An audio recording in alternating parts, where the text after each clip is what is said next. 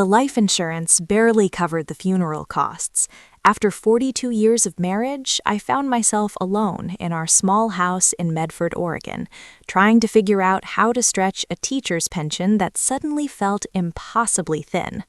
I was 63 years old, and for the first time since I was 20, I needed to find a job. That's how I ended up working the evening shift at Riverside Medical Center, 3 nights a week in the billing department. It wasn't glamorous, but it kept me dizzy, kept my mind from wandering to the empty chair at the dinner table. The shift ended at 11:30, and I'd catch the last bus home, arriving just after midnight. Except the bus schedule changed that September. Budget cuts, they said. The last bus now left at 11, a full half hour before my shift ended. I couldn't afford to leave early and lose those hours, so I did what I had to do. I started using a Rideshare app my daughter had installed on my phone. That's how I met Winston. The first time his silver Toyota pulled up to the hospital staff entrance, I almost didn't get in. He looked to be in his late 50s, with gray threading through his dark hair and deep lines around his eyes. But his rating was 5 stars, and it was nearly midnight in a poorly lit parking lot, so I climbed into the back seat and gave him my address on Cedar Street. "Long shift?" she asked, her voice kind. "Every Tuesday, Thursday, and Saturday," I replied, watching the familiar streets of Medford pass by the window. "How long have you been driving?" "About 3 years now," she said. "Lost my job at the timber mill when it closed. This keeps me afloat." Something in her voice made me look up, really look at her in the rearview mirror. She had the same worn expression I saw in my own reflection, the look of someone who'd been knocked down by life but kept getting back up, because what else was there to do? "I'm sorry," I said, meaning it. She glanced at me in the mirror, and I saw a surprise flicker across her face. "Thank you," she said quietly. "Most people don't." "Well, thank you, ma'am." "Marlowe," I corrected. "My name is Marlowe," she replied. "Winston," and I saw the ghost of a smile. After that, something strange started happening. 3 nights a week, I'd request a ride, and 3 nights a week, Winston's silver Toyota would be the car that accepted. At first, I thought it was coincidence, but by the 3rd week, I realized she was waiting, logging on around 11:20, positioning herself near the hospital, making sure she'd be the one to pick me up. We fell into a comfortable routine. I'd slide into the back seat, exhausted from 8 hours of medical billing codes and insurance claims, and Winston would already have my address plugged in. We'd talk during the short 12-minute drive to my house. Nothing deep at first, just the weather, the traffic, how our days had been. But gradually, week by week, the conversations deepened. I learned that Winston's wife had left her 2 years ago, taking their grown daughter with her, not out of anger, but out of exhaustion with their financial struggles. She lived alone now in a small apartment near the highway, driving for various rideshare companies 6 days a week, sometimes 12 hours a day. "My daughter just had a baby," she told me one October night, her voice thick. "A little girl. I've only seen pictures." Without thinking, I reached forward and squeezed her shoulder. "She'll come around," I said, though I wasn't sure I believed it. Babies have a way of bringing families back together. She cleared her throat. "That's kind of you to say." I started tipping her extra. Not much, just a few dollars more than my usual, but enough that she'd notice. She tried to refuse at first, but I insisted. "You're keeping an old woman safe," I'd say. "That's worth something." The truth was, those 3 rides a week had become the highlight of my lonely schedule.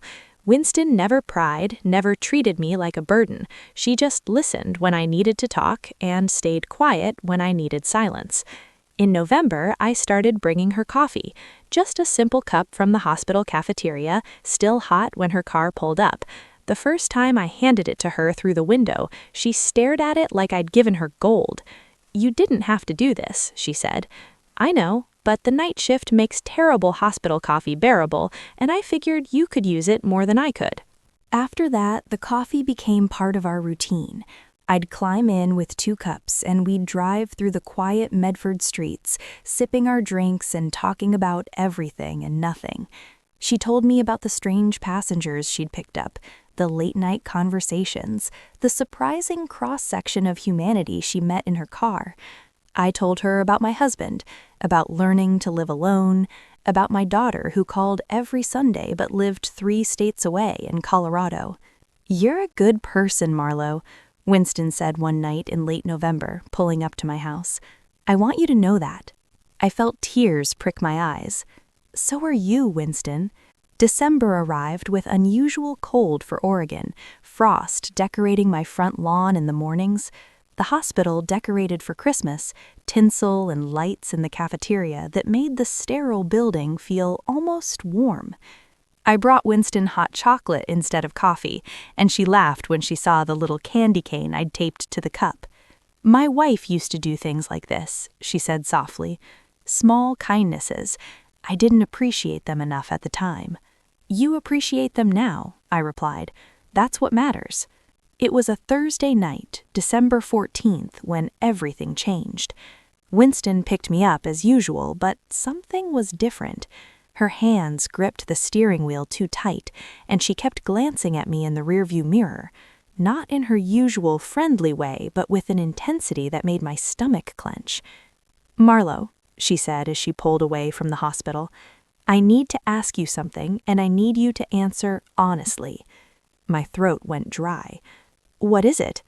"Your neighbor, the man who lives 3 houses down from you, gray 2-story with the red truck in the driveway. Do you know him?" I blinked, completely blindsided by the question. "Silas Fletcher? Not really. We wave when we see each other, but we've never had a real conversation. Why?" Winston didn't answer immediately. She turned left instead of right, heading away from my street. "Winston, where are we going?" "Somewhere we can talk." Her voice was tight. "Marlo, I need you to listen very carefully to what I'm about to tell you." Fear spiked through me. "You're scaring me." "I know, I'm sorry, but you need to hear this." She pulled into the empty parking lot of a closed grocery store, put the car in park, and turned to face me fully. In the harsh glow of the light's security lights, her face looked haggard. "I picked up Silas Fletcher last week, Saturday night around 10:30. He was drunk, very drunk, and drunk people talk." I waited, my heart hammering. "He was on his phone the whole ride, arguing with someone. At first, I tried not to listen, professional courtesy, but then I heard him say your address, your exact address, Marlo, and he was angry." He paused. "I don't understand," he said, and these were his exact words. "The old lady at 847 Cedar is going to be a problem. She sees too much. We need to handle it before she figures it out and goes to the cops." The world tilted. "What?" "There's more." Winston pulled out her phone, her hands shaking slightly. "I started paying attention after that. Professional habit from my old security job at the mill. I started keeping track. That man, Silas Fletcher, I've picked him up 7 times in the last month, always late at night, always drunk, always on his phone having these intense conversations." She swiped through her phone, showing me a list of times and dates logged in a notes app.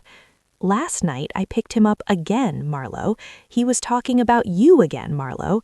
He said, she works late Tuesdays, Thursdays, Saturdays. House is empty. I've been watching." Ice flooded my veins. "He's been watching my house?" "I think so, and I think there's more going on than just watching." Winston's face was grim. 2 nights ago, I drove past your street on my way home. I saw his truck parked 2 houses down from yours at 2 in the morning, just sitting there, lights off, engine running. Why would he—" I couldn't finish the sentence. "I don't know, but Marlo, I need you to not go home tonight, please." "Where am I supposed to go?" "A hotel, a friend's house, your daughter's place if you can. Anywhere but Cedar Street." She reached back and handed me her phone. "These are all my notes, times, dates, things he said. I think you need to go to the police." My hands shook as I took the phone. "Why didn't you tell me sooner?" "Because I wasn't sure at first. I thought maybe I was being paranoid of reading too much into drunk ramblings. But tonight, Marlo, tonight, I drove past your street again before picking you up. His truck was parked in front of your house, and I saw him get out and try your front door. The coffee I drank earlier threatened to come back up. He tried my door? It was locked, thank God, but he stood there for almost a minute, jiggling the handle, looking in the windows. Then he went back to his truck and just sat there watching your house. That's when I knew I had to tell you. But why? What have I done to him? I barely know the man. I don't know, Winston said, but I think we need to find out, and I think we need to do it safely, which means you can't go home. I sat there in her car in that empty parking lot, my whole world spinning. A man I'd waved to pleasantly for the past 2 years had apparently been plotting something sinister, and the only reason I knew was because of a rideshare driver I'd shown basic human kindness to. "The Medford Inn," I finally said, my voice barely above a whisper. "Take me there. I'll stay tonight, and tomorrow I'll go to the police." "No," Winston said firmly. "We go to the police now, tonight." "It's almost midnight." "Marlo, this man tried your door tonight while you were at work. What if he comes back? What if he has a key somehow?" Winston's voice rose with urgency. "We need to report this now." She was right. I knew she was right. 20 minutes later, we were sitting in the Medford Police Department, a young officer taking our statement while an older detective listened with increasing interest. I told them about my routine, about barely knowing Silas Fletcher. Winston pulled up her detailed logs, every ride, every fragment of conversation she'd documented. "And you're certain," he said, "handle it?" the detective asked, his gray eyebrows furrowed. "Positive," Winston replied. "I started recording the rides after the second time, just audio for my own protection. I can play them for you." The detective's eyes sharpened. "You have recordings?" "Yes, sir. I keep them for safety, in case there's ever an incident in my car. Passengers sign a consent when they request the ride. It's in the app's terms of service." I hadn't known that. The detective pulled out a laptop and Winston transferred the audio files. We sat there in that sterile police interview room, listening to Silas Fletcher's slurred voice, talking about me, about my house, about handling the situation. The detective's face grew grimmer with each recording. "Mrs. Marlowe," he said when the last file finished, "do you have any idea what Mr. Fletcher might think you've seen or know about?" "Nothing," I insisted. "I work at the hospital 3 nights a week. I come home and sleep. That's my entire life. I don't even know what the man does for a living." The detective exchanged a glance with the younger officer. "He works at Riverside Medical Center," he said slowly, "in maintenance, night shift." My blood ran cold. "What? You've never seen him there?" "The hospital employs 400 people. I work in billing in the basement. I barely see anyone except my immediate coworkers." But even as I said it, something tickled at the back of my memory. A janitor I'd passed in the hallway sometimes, always around 11:15 when I was heading out. A man with a rolling cart, always wearing a baseball cap pulled low. I'd never looked at his face, never paid attention. "The basement," I said slowly, "where the billing department is. He cleans there, doesn't he?" The detective nodded. "According to his work schedule, he's assigned to the basement level, administrative offices, and record storage." "Record storage," I repeated, and then it clicked. Oh my God, the missing files. Everyone in the room turned to look at me. 3 weeks ago, I said, my words tumbling out faster now, my supervisor noticed discrepancies, patient files that were billed, but the physical records were missing, just random files, nothing that seemed connected. We've been doing an audit, going through everything manually. The detective leaned forward. "What kind of files?" "Elderly patients, Medicaid patients, people who probably wouldn't notice or complain about billing errors." I felt sick. "We haven't found them yet. The audit is still ongoing." But if someone was systematically stealing files and submitting false insurance claims, that would be healthcare fraud, the detective finished. Federal offense, serious prison time. And if he knew you were part of the audit team, the younger officer added, and he thought you were getting close to figuring out it was him, the room went silent. He works nights, I whispered. He has access to everything after hours, and I leave at 11:30 3 times a week, the same schedule every week. He could watch my routine, know when I'm not home, know when to... I couldn't finish. Destroy evidence, Winston said quietly. He's been trying to get into your house to see if you've brought any work home, if you have files or notes that could connect him to the theft. The detective stood up abruptly. We need to search his property now. And, Mrs. Marlowe, you're not going home tonight. We'll put you in a hotel under protective watch until we can sort this out. Everything happened quickly after that. The detective made phone calls, waking up judges for search warrants. Another officer drove me to a hotel while Winston stayed to give additional statements. I sat in that generic hotel room, curtains drawn, unable to sleep, jumping at every sound in the hallway. My phone rang at 6 a.m. The detective. We found them, he said without preamble. Boxes of patient files in his garage. Over 300 files spanning 2 years, and evidence of fraudulent billing claims totaling over $200,000. I sat down hard on the hotel bed. Oh my God. He's been arrested. He'll be charged with healthcare fraud, attempted burglary, and stalking. You're safe, Mrs. Marlowe. You can go home. But I didn't feel safe. I felt shattered, violated. A man I'd waved to cheerfully had been plotting to break into my home, possibly to threaten me or worse, all because I was unknowingly close to exposing his crimes. Winston picked me up from the hotel that morning. No fare, no app request. She just showed up because somehow she knew I'd need a familiar face.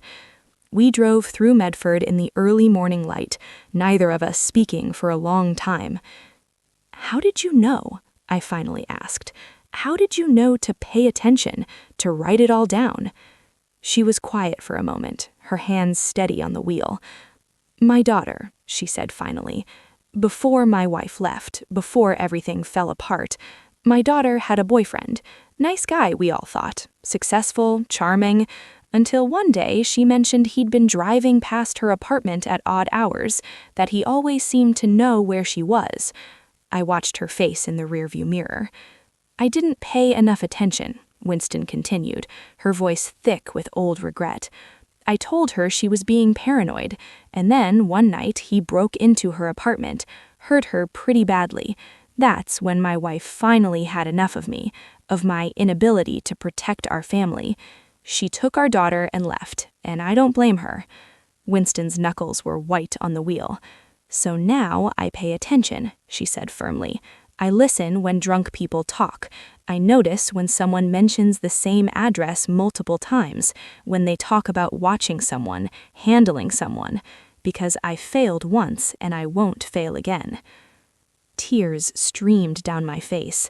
You saved my life. You saved mine first, she replied quietly. You treated me like I mattered, like I was worth talking to instead of just a service. You brought me coffee and asked about my day. Do you know how rare that is? Most passengers don't even look at me, Marlowe. I'm just the driver. But you saw me. You saw me, so I made sure to see you, too. We pulled up to my house on Cedar Street. In the early morning light, it looked ordinary, safe, but I knew I'd never feel quite the same way about it again. 3 houses down, police tape cordoned off the gray 2-story with the red truck in the driveway. Marlowe, Winston said as I gathered my things, I want you to have my personal number, not the app, my actual cell phone. You call me anytime, day or night, if you need anything at all. I took the card she handed me. I will. And Winston, thank you for everything. Thank you, she replied, and I saw her eyes were wet too, for reminding me why the work matters. The police investigation took weeks. They uncovered Silas Fletcher's entire operation, how he'd been stealing files for over 2 years, submitting false claims for procedures never performed, pocketing the insurance payouts. My role in the audit had indeed put me on his radar, and his drunk conversations in Winston's car revealed he'd been planning to search my house for any evidence I might have taken home, then handle me if I became too much of a problem. I testified at his trial. Winston testified too, her detailed logs and audio recordings becoming key evidence. Fletcher was sentenced to 12 years in federal prison.